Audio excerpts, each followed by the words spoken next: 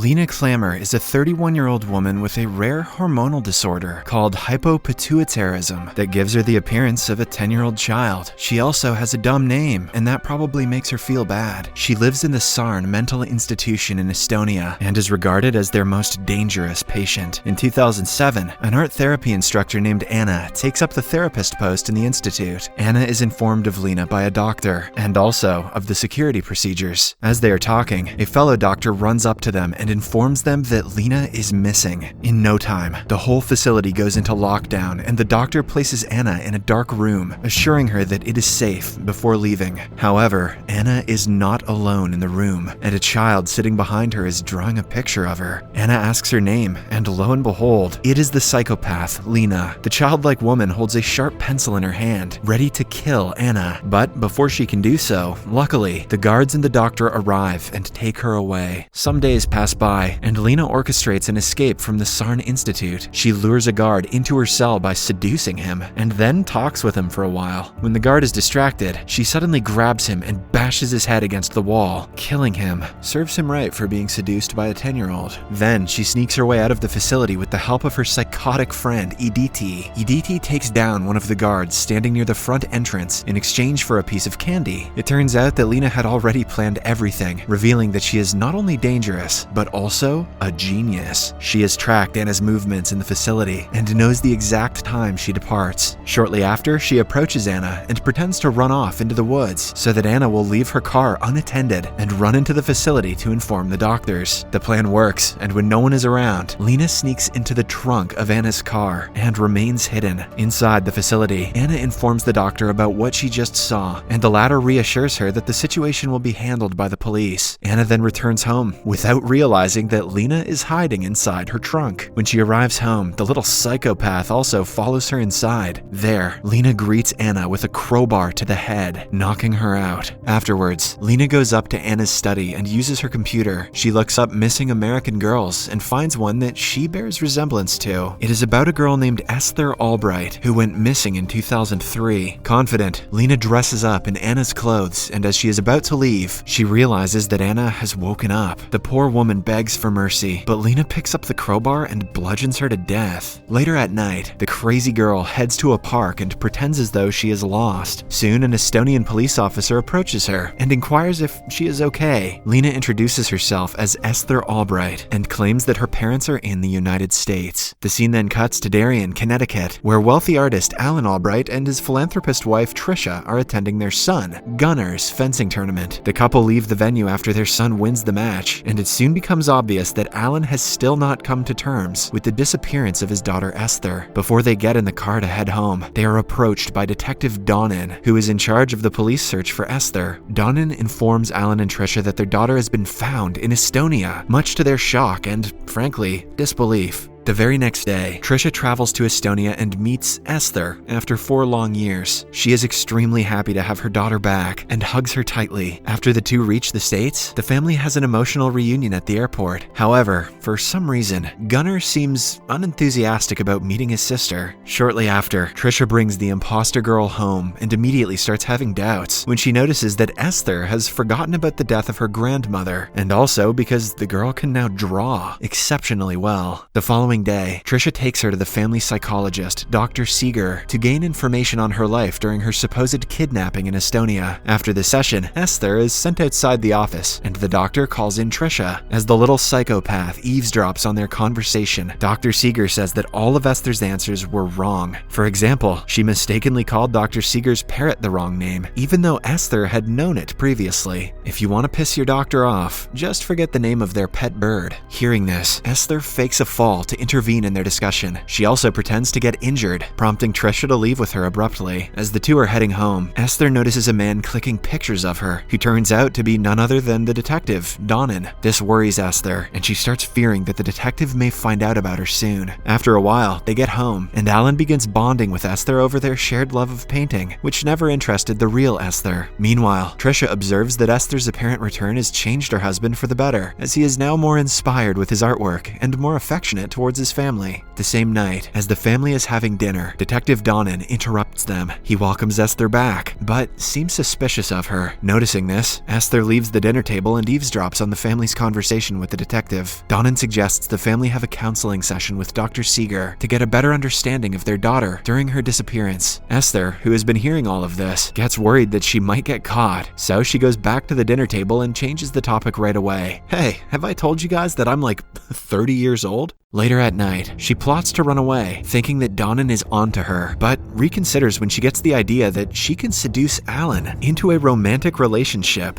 Oh god. In the next scene, Trisha and Alan are getting ready to attend a party. As they get romantic inside their room, Esther spies on them and rips Trisha's dress out of jealousy. Afterwards, the couple leaves Esther home alone with her brother Gunnar, but instead of spending time with his little sister, Gunnar organizes a backyard party and invites several friends. Esther also joins the party, and when Gunnar behaves bluntly towards her, she responds by talking back to him rudely. Suddenly, Detective Donna arrives at the Albright home. Gunnar answers the door and requests that he leave, as he's trying to have a party. However, Donna insists on using the bathroom. When Gunnar agrees, he enters Esther's room and starts searching through it. He even steals a vinyl record from there, which has Lena's fingerprints on it. As he is leaving, Esther finds out that he has taken the record from her room and decides to follow him. Meanwhile, Alan and Trisha return home. The latter calls Esther but gets no response, so she heads to her room. Before tailing Donna, Esther had turned on the shower to make it seem like she was in the bathroom. Assuming that Esther is taking a shower, Trisha takes the opportunity to search through a keepsake Bible that the little girl brought with her from Estonia. To her surprise, Trisha finds defaced family photos of her and Alan, an address for Detective Donna, and a stamp identifying the Sarn Institute. Back at Donna's place, he verifies that the fingerprint lifted from the record does not match Esther's. Suddenly, he feels a weird presence, as if someone is lurking in the shadows, and when he turns around, Esther starts stabbing him repeatedly. But as she is about to finish the detective off, Trisha appears out of the blue, but instead of helping the detective, she shoots him dead. Here, it is revealed that Trisha knew all along that Lena is not her daughter. She also confesses that Gunnar accidentally killed the real Esther during an argument 4 years earlier, and she covered it up without Alan's knowledge, as she knew it would affect him the most. Following this, she interrogates Esther and finds that she is a murderous psychopath who escaped a psychiatric facility. Since she could have robbed them and disappeared, Trisha speculates that Lena has a larger scheme in mind, possibly one that involves killing her whole family. However, since Esther's return has ignited a spark in her husband, Trisha wants to keep things going. So, through a mutually beneficial arrangement where they both have something to lose, Trisha compels Lena to continue her ruse and keep quiet. I told a little white lie to my family, but you might kill my whole family.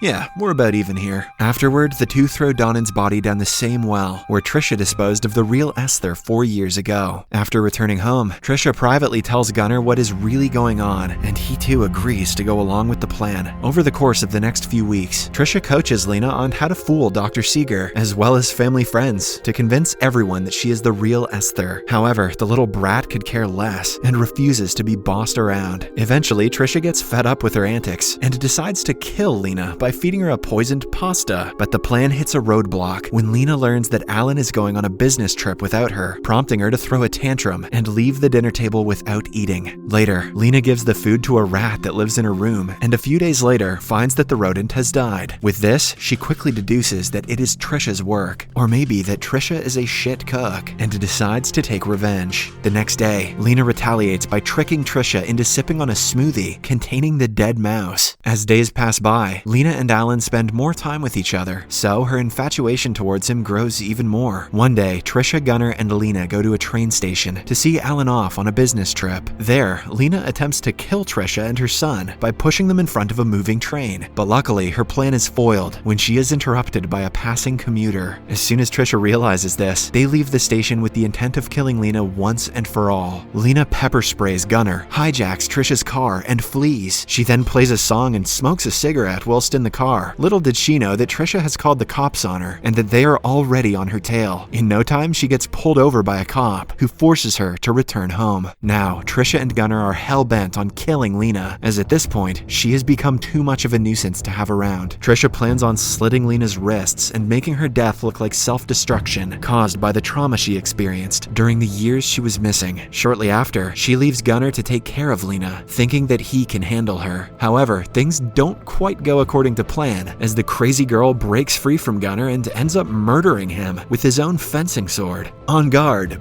bitch. In the meantime, Trisha gets distracted by Alan, who calls her to inform her that he is returning home, as he also got a call from the police about Esther's fleeing attempt. Then she returns to check in on Gunnar, only to find him being repeatedly stabbed by Lena. The scene devastates Trisha, and in a fit of rage, she gets into a brutal fight with Lena. She slams the girl all over the kitchen and even manages to slash her a few times with a knife. However, during the scuffle, the two inadvertently ignite a fire in the gas burner. The fight shifts away from the kitchen, but the burner is left alight, and in no time, the house catches on fire. This is still not enough to stop the fight, as the two reach the rooftop, adamant on killing one another. At the same time, Alan returns home to see the horrific scene of his house going up in flames, while a vicious fight between the two women ensues on the mansion's roof. During their brawl, both Lena and Trisha lose their balance and end up hanging on the edge of the house. Alan rushes up to help his supposed daughter and his wife. However, both of them start yelling at him to save them first. But before Alan can make sense of the situation, Trisha loses her grip and falls to her death. Devastated, Alan pulls Lena up and embraces her. But just then, he notices the girl's fake teeth and finally realizes that she is an imposter. He then calls her a monster, but this only infuriates Lena, prompting her to push him off the roof. Sadly, Alan meets the same fate as his wife. Shortly after, as the fire trucks arrive, Lena goes into the burning house, where she removes her bloodied ribbons and puts on fresh ones to deflect any suspicion about her. In front of the firemen, she then comes out of the house. In the final scene, Dr. Seeger meets Lena and puts her up for adoption. The movie ends as the psychotic girl gives out a menacing smile, implying that she is about to continue her reign of terror with a new family soon. Subscribe for more videos like this, turn on notifications, and leave a like to help the channel out. Thank you for watching.